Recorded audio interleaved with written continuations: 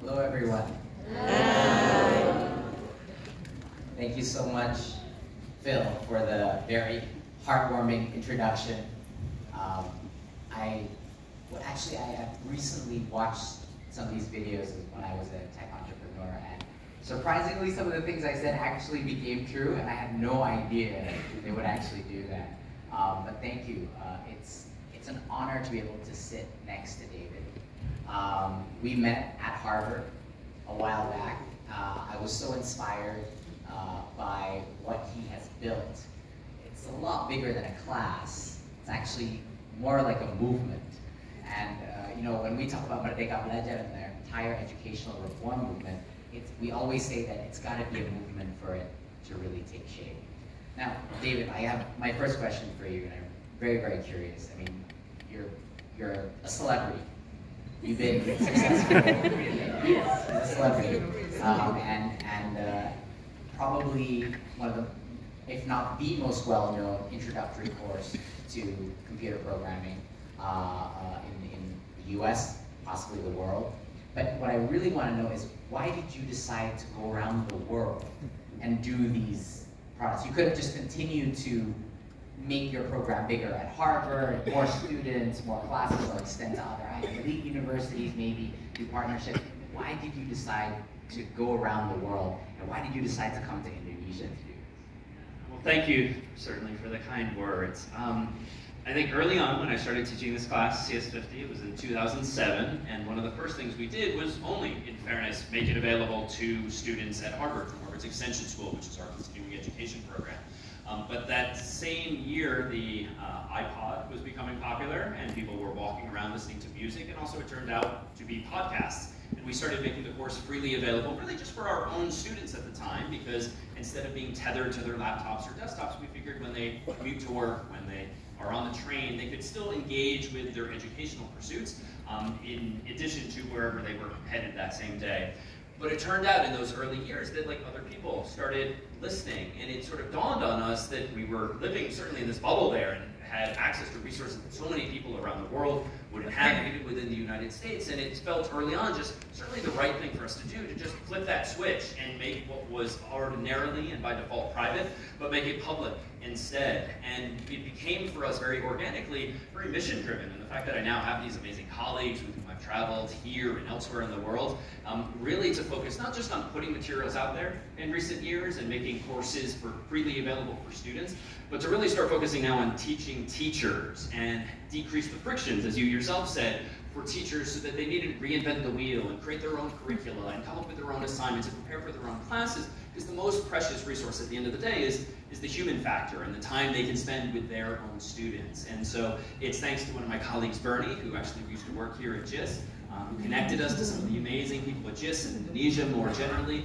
And for us, as we emerged from COVID in particular, it was this amazing opportunity now to connect with students that we'd heard from online by Instagram. My stories have been blowing up with all of the students and teachers who've been posting online, and to sort of connect with those folks in person just makes it all the more meaningful, and hopefully then amplifies the effects of educational opportunities for so many more students beyond places that we ourselves go. That's amazing, David. When me and David first talked about this program, my first instinct, and I remember we had a bit of a little debate about, can we expand this to all the university students in Indonesia? How do we scale up? How do we get to thousands and thousands of Indonesian students being able to take this? And David convinced me that, okay, if we wanted to scale this, the first step and the best step is actually to extend it to teachers. And that really dawned on me at that point that, okay, this guy's onto something. Then we decided, but my first question was, are our teachers ready? Remember, we had that conversation. That's right. Of course, you know me. I'm always too honest for my own good. I was worried. Are teachers going to be confused by a lot of the material? Is the English requirement going to be so high, etc.? But you did it. You guys did it. Can everyone just give a round of applause?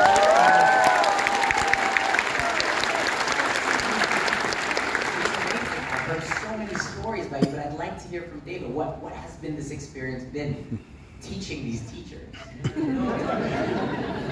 Don't tell. It's been wonderful, and I know as Guy himself stood up, one of our teaching fellows. Quite the shout out. I don't know if you know, but he's been screenshotting the Zoom classes, and we've been seeing your souvenir photos and circulated among the groups, which I think has spoken to just hopefully how much of a part of a community you feel, not just with even the students in your section, but other teachers across Indonesia, certainly now back home in Cambridge. And I think that's an opportunity, especially in computing and computer science, where many of you might be the only teacher, either now or about to be the only teacher versed in computer science, who maybe came from math or even came from being a gym teacher and has been asked to teach some new field. I think it's so important to forge this community so that you don't have to lean on your colleagues at your own local school, but you have an email list of folks you can turn to, online resources. So you actually do feel part of a community and have colleagues even that go beyond the more traditional boundaries of schools. And so cannot wait, indeed, tomorrow and Saturday as we get to chat with the teachers about the teaching of CS50, not the taking, to help offboard them back to their own classrooms. I just want to remind the teachers that this is not the end when you finish this course. Just to be clear, this is the beginning. Okay? Oh my God. You will have this big task ahead of you to be able to spread CS50 and how to teach coding and programming to other teachers as well. That will be what I require of you, okay?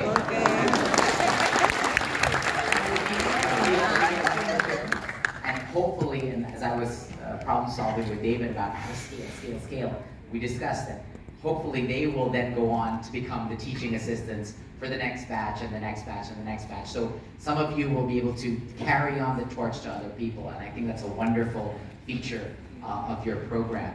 What's the big goal, David? What do you see in like 10 years from now? What's the kind of impact that you imagine?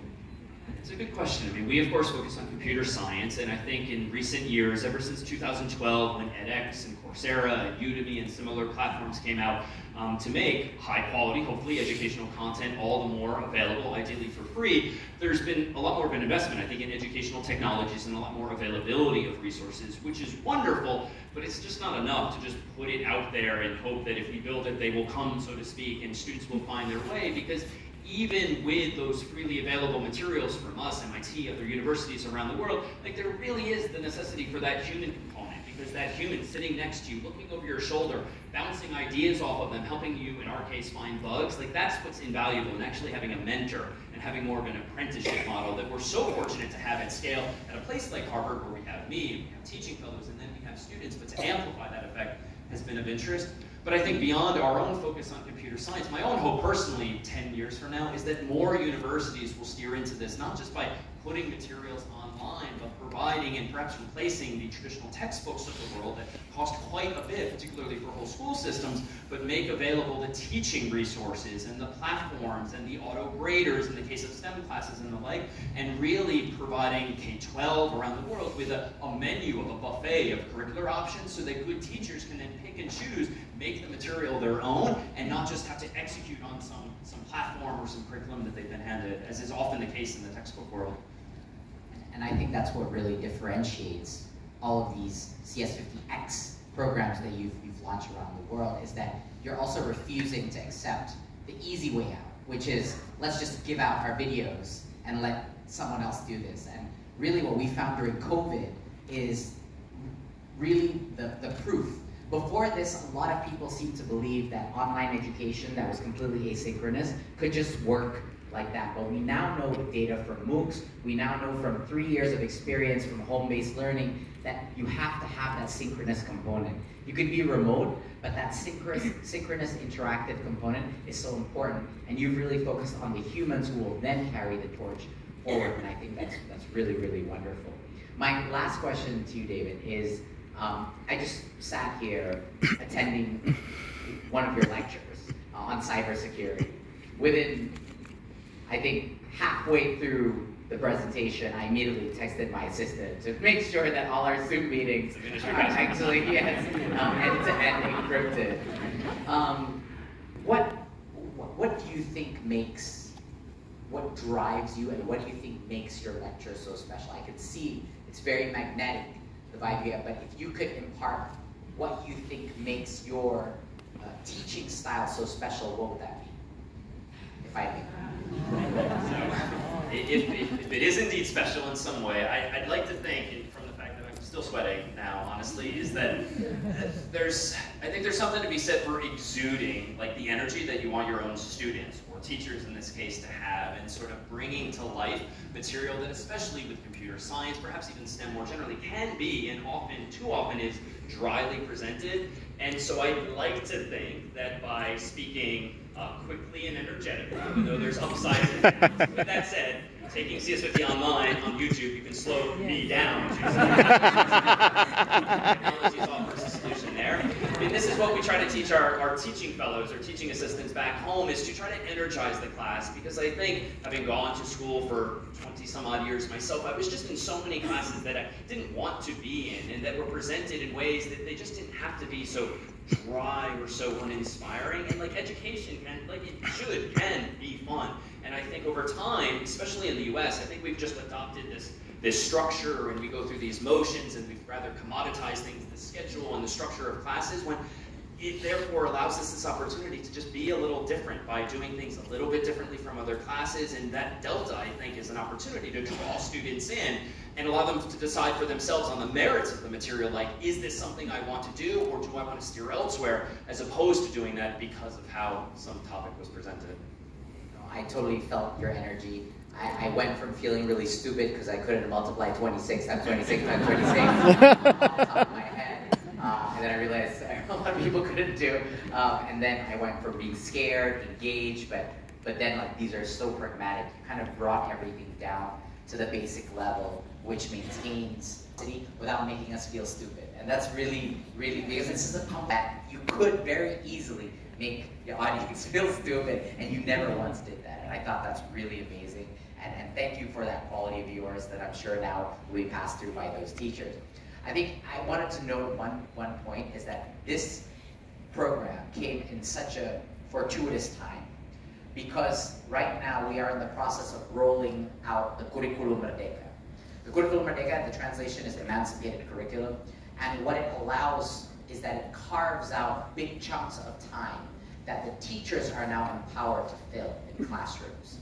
So 20% of that time that used to be just filled up with all subjects is now available for project-based learnings, of which teachers and the principal can decide to pick from a variety of themes, one of which is digital, there's climate change, there's intercultural and religious harmony, there's a variety of themes, and CS50 could very well be part of this project-based learning should these teachers decide to do them in their schools. So Curriculum Merdeka really puts the power back to the teachers. Not only does it do that, it allows the teachers also the power to move forwards and backwards much more flexibly throughout the year. So for an elementary school teacher, for example, David, for the first time in Indonesian history, if an elementary school teacher wanted to focus just on isosceles triangle for an entire week, that's now allowed under the Curriculum Merdeka. So batch kind of chunking, instead of just racing ahead to the next subject, or half the class is already far left behind and will never catch up. So these are the tweaks that we've done in this new curriculum that has enabled teachers' creativity to be maximized, flexibility, and for them to customize the learning to what their children really need. So you couldn't have come at a better timing. Now, David, I'm sure the audience here have a bunch of questions, so I wanted to give enough time for Q&A. And you're free to ask questions to David and myself about anything you'd like. In Indonesian or English, I can translate to David after the translator. So feel free to start the Q&A session. Pasti, Ray.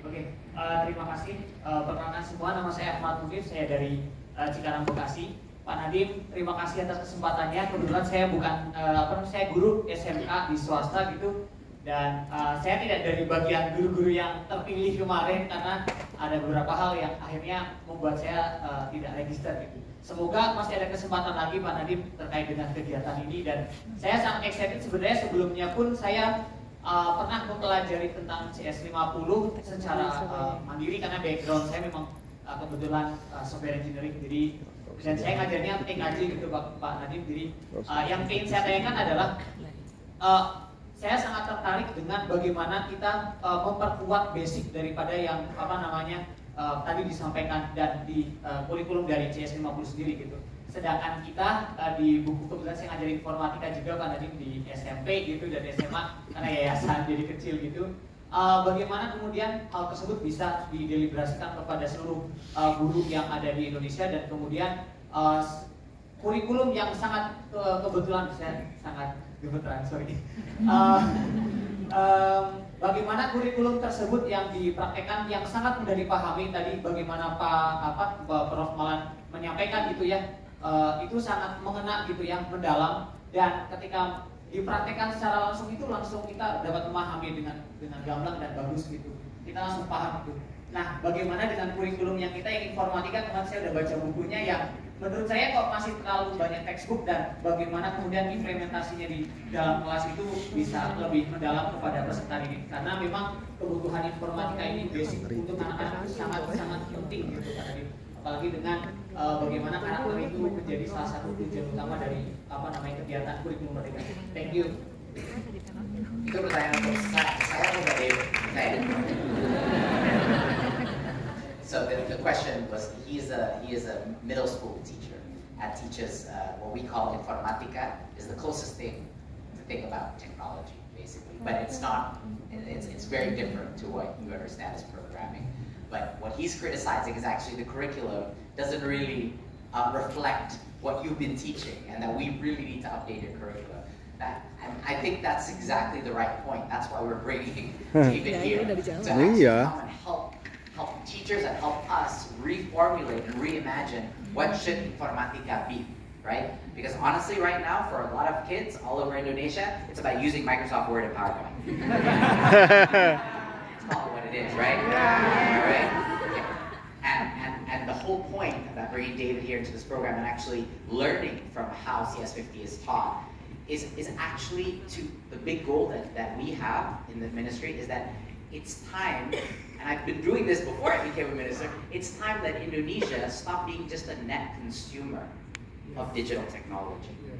We want to also be a producer of this technology. We need to have, so whenever people talk about digital literacy, I love it. Everyone talks about digital literacy, and they always refer to some concept of people understanding, kids understanding hoaxes on social media posts, okay? But true digital literacy is the ability to manipulate the digital tools itself, to create those products, manipulate those products to suit the needs of the community, of the society in Indonesia. So my mission, and I think that's what David's mission is as well, is to make sure that all these countries are able to become producers and creators of technology, not just consumers. We're already one of the world's biggest consumers of technology, right? It's creating a lot of opportunity, it's creating a lot of problems. But you're absolutely right. Kurikulum Merdeka is a dynamic version of curriculum. So Kurikulum Merdeka is not static. It is a dynamic piece of curriculum that is actually very high level and very flexible, that gives the freedom for teachers to manipulate the curriculum itself, adapt it to whatever they need, right? So all these teachers over there are about to adapt their informatica classes in their school, even if they're not informatica teachers, right? That's the first thing you're going to do, probably. And to spread that seed. So that's really the goal, is to change and shape the curriculum with this. So no more of this old school style of curriculum being static and fixed and everyone has to do this. The new curriculum is dynamic by nature. That's why we designed it that way. Would you like to add anything to that? Or? I don't think I could top that. Okay. Next question. I'm not going to decide who asks it. Someone else decide who going to ask it. Sir? Hello, sir? Let's see where it's coming from. Where are you? I'm sorry, the mic is, I can't see yet. Okay. First, my name is Muhammad Rafzan Andeswarsto. I'm from Google Developer Student Club in Universitas Kesanggul, and lulusan pertukaran mahasiswa Merdeka batch kedua. Di sini saya mempunyai dua pertanyaan. Pertama, saya kan kemarin ikut pertukaran mahasiswa Merdeka. Di sini saya sebagai mahasiswa informatika yang bertukar ke Universitas Haliluleo di Sulawesi Tenggara. saya sangat excited dengan materi-materi dan mata kuliah yang diberikan di sana. Tapi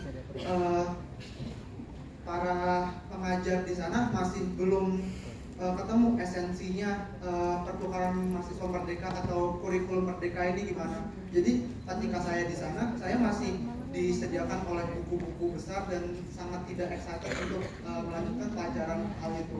Dan saya ingin bertanya bagaimana Bapak untuk men-solve problem itu. Sama saya di sini kan juga mahasiswa informatika. Saya udah belajar programming dari semenjak SMP dan itu sangat mudah sekali untuk burnout gitu. Belajar tentang coding segala macam dan apalagi teknologi itu semakin berkembang ke depannya. Saya sekarang target saya ikut bangkit untuk bangkit di mobile, terus belajar Flutter, sudah mastering Flutter, tiba-tiba diganti ke Java Compose. Itu sih yang membuat saya kayak pusing ya, gimana nih harus belajar yang mana dulu nih gitu. Gimana tanggapan Bapak tentang hal itu? Terima kasih banyak. It's a really fascinating question. So he is a university student who has done 2 different types of Campus Merdeka or emancipated campus programs. The first one that he did is an exchange. So we have this program where you do a semester exchange to another university, usually in another island, so that we have different exposures. But the second part is a independent study with Google to learn cloud computing, either cloud computer, Android, or machine learning. So 3 concepts. So kind of a perfect example of what our programs and innovation have done. And he's also complaining, David, about how he's an informatics major who has gone to this other university, and he's complaining about how the teachers and university teachers just are very textbook driven, outdated, etc. So I think from my response to that question, first of all, we're just starting with teachers. Don't think we're going to stop there. We're going to docents next. Okay. We are. David doesn't know it yet, because I've just been trying to push David to do as many of these things. But we will get to docents or professors. We are going to at some point reach out to the young, soon-to-be professors that want to participate in this program too. That's the thing, we're trying to find ways of scaling it. So not just teachers in schools, but teachers in universities as well, so they can properly introduce. Do you have any experience, David, with teaching university professors or faculty that you want to share? We do. We've been working over the past 8 or 10 years now with folks at all levels. I can think of a colleague who was at Miami-Dade College for some years, which is a large community college system in the United States, who was similarly leaning on our materials, and the model he chose was to actually have his students gather once or twice a week at the university. He would, in his case, actually hit play on my own lecture videos because he felt, bless his heart, that he felt that I was doing a good job and therefore didn't want to necessarily reinvent that wheel, but the fact that he was there in person, particularly for a non-traditional group of students who were typically working part-time or even working full-time and being students part-time, it provided them with this structure. And so what he did in his first years was take on the role of a teaching assistant, if you will, sort of getting his feet wet with the material, getting more comfortable with the material, at which point he was very quickly more than capable of taking on everything himself. But he actually found that leaning on some of our resources so as to not have to reinvent those wheels freed him to spend all the more time one-on-one or in small groups with his students. And so that's just one example. And I think that the model, both at the university level and at K-12, of inviting teachers to participate is absolutely the right approach. And having teachers opt in, and therefore having them self-select into the types of teachers that want to just be good teachers for their students. And they don't necessarily want to teach CS50 per se, but they want to adapt it for their own classes. And indeed, that's exactly how we framed our own open courseware, is that teachers are welcome and encouraged not just to adopt it, as they might off the shelf, so to speak, in their first year or two, but invariably adapt it and make it their own and bring to it their own style and sense of curriculum, and just use it as a resource itself. And that's really where we hope to be headed next, right? First with teachers, and then the next is with university students, and have professors come and actually help co-facilitate, co-teach. So that's really where we're headed. It might not go all the way to Sulawesi that quickly, but we hope it will in the next few years. I'm delegating. I'm not going to pick who's doing it. I don't want to get, it gets very political. Thank you for the opportunity. My name is Des. I am a middle school teacher from Bandung. I am in lower secondary level. I am also part of this program initiated by the Ministry of Education. My question is for Professor David. As we know that among us in this program, more than half is from another field, not from computing or not from informatics fields. Some person from social, some person from English, also mathematics. As myself, I'm from informatics, but on the timeline after I finished my undergraduate, I changed subjects to another field. So when I see you start from 1997, you initiated this program until now, it's always improving. I see you give example of passionate.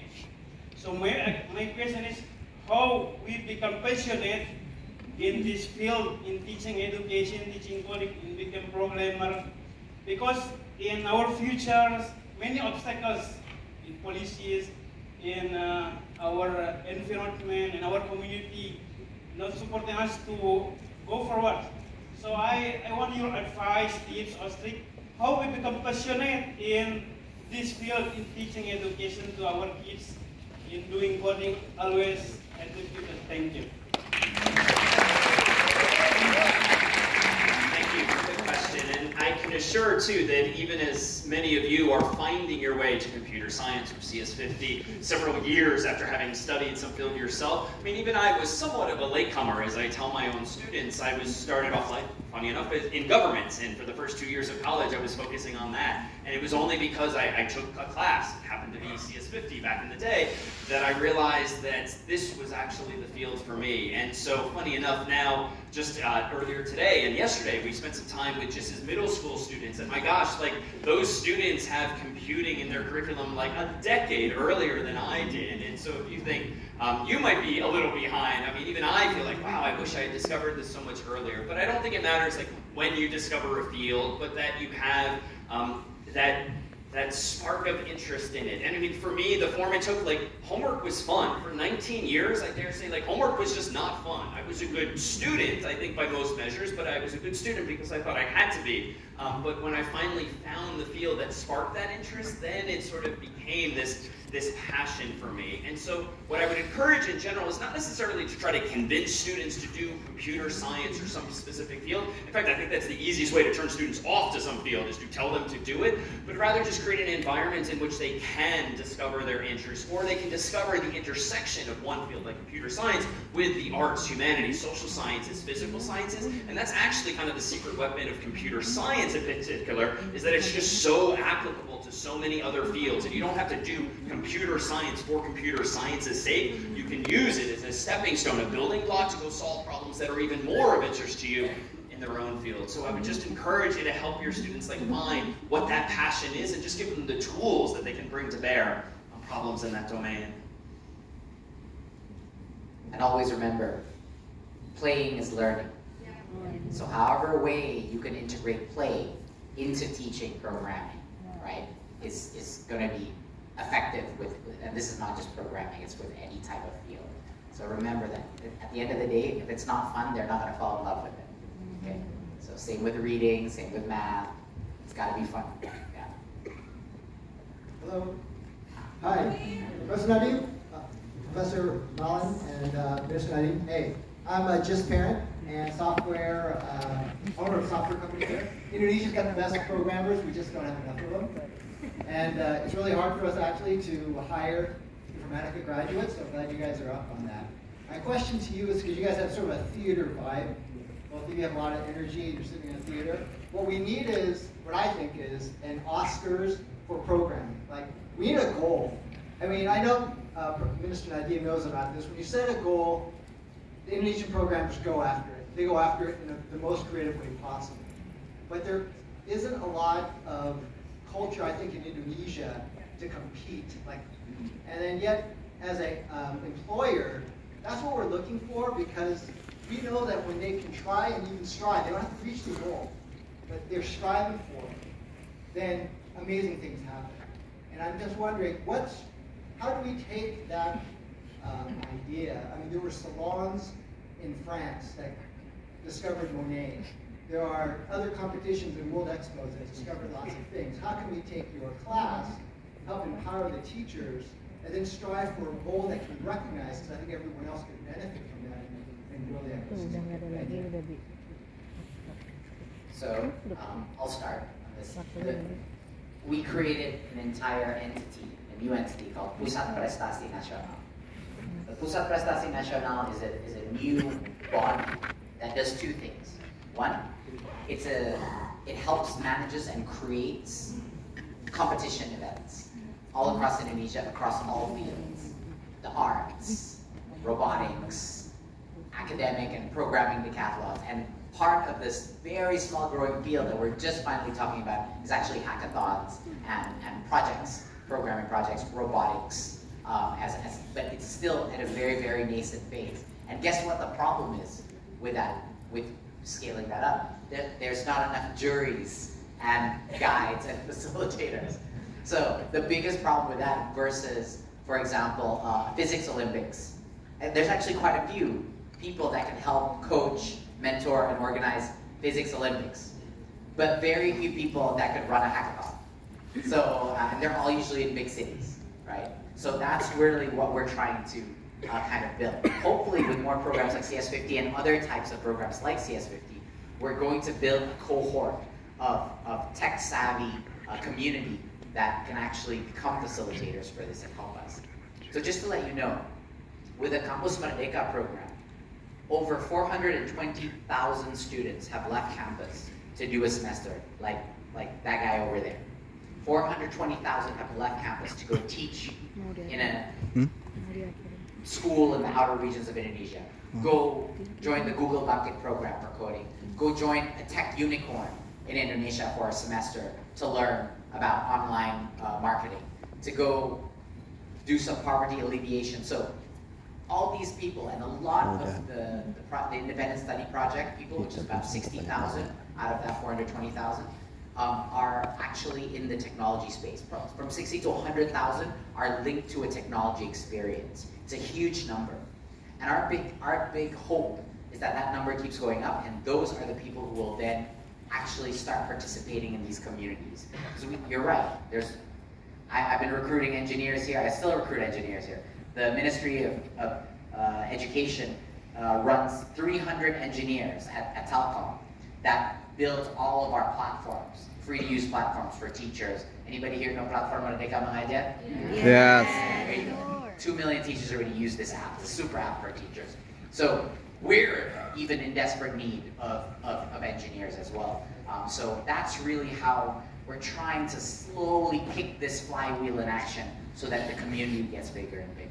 Maybe you'd like to add something. What first came to mind is in the US in particular, there are programming Olympiads and competitions that happen at the university level or independent level. There's a lot of websites nowadays, hackerrank.com and the like, where they sort of add a fun spin to competitive programming that helps the best of students sort of bubble up too in the rankings. And it's funny you mentioned hackathons too, because before COVID, our team from CS50, were actually in the habit of hosting CS50x hackathons in various cities that would really, not competitively, but collaboratively bring students together to connect and collaborate on projects of interest. And I think in the hackathon space, there's really an opportunity for industry and government alike. In the US, for instance, a lot of companies will host hackathons where maybe they introduce students in the first hour to their API, some feature of their software that might be freely available to anyone to use, but it helps to onboard folks by giving them a 1-hour crash course in the same, and then they compete to make the best app they can over the course of 12 hours or 24 hours with that same product with prizes at the end. And I think in the government space, there's often opportunities to release data sets, whether it's on municipal transportation data, weather data, water data, anything like that, that is just an opportunity for someone to explore and bring to life and help folks visualize. That too, I think, could be a catalyst for this kind of attention. I think we've run out of time, unfortunately. I know there's still so many other questions that we need to ask, but please join me in giving another round of applause to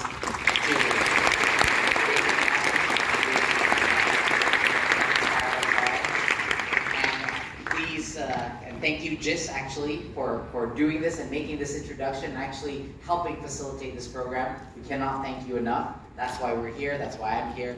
And so please, as a school and as a community, a very powerful community, just please continue driving these kind of programs and keep knocking on the door of government to push it forward. Thank you very much.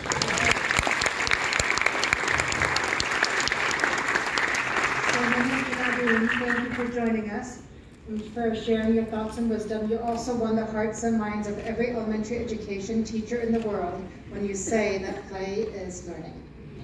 I want to also thank Professor Malan for his dedication to education, for sharing his teaching, learning, and computer science knowledge, and for supporting the teachers' professional learning around Indonesia and JIS. So thank you.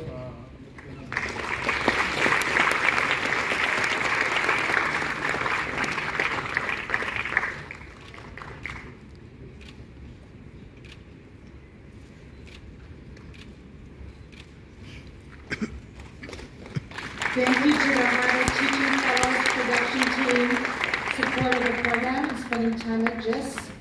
Thank you to our Padimura students who beautifully played the gamelan for us upon entering. Thank you to AXA who helped champion this during the last days. He represents countless students who demonstrate passion and interest in computer science. Of course, also, none of this could be without the help and support of our sponsors. As I read your names, please come up on the stage.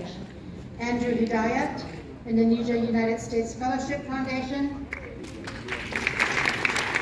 Aldi Martawadoyo, Life After Mine Foundation. Teddy Argento, MMS Group Indonesia.